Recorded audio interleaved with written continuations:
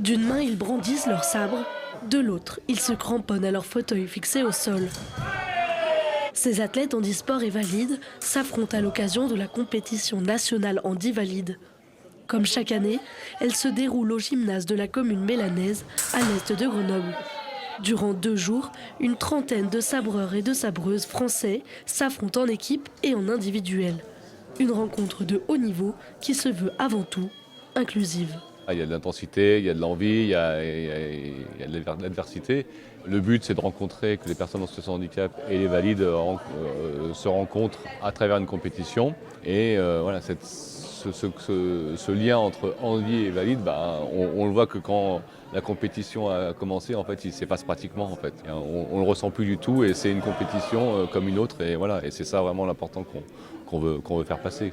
Laurent Vallon, handi escrimeur depuis près de 20 ans, est en pleine période de sélection pour les Jeux paralympiques de Paris 2024.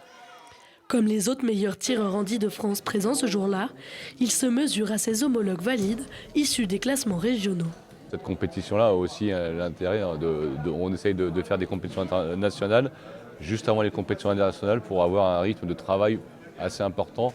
C'est pour ça que là, actuellement, en fait, il y a pratiquement toute l'équipe de France d'escrime, en tout cas qui pratique le sabre. Ils sont venus aujourd'hui pour cette compétition-là, justement pour se préparer pour la compétition internationale qui aura lieu dans une dizaine de jours.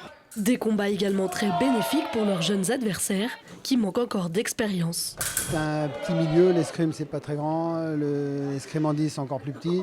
Donc ça leur permet d'avoir une nouvelle opposition. C'est intéressant aussi pour nos sabreurs à nous, parce que ce sont des jeunes adultes ou des jeunes ados. Donc là ils se frottent à des athlètes paralympiques, c'est super intéressant.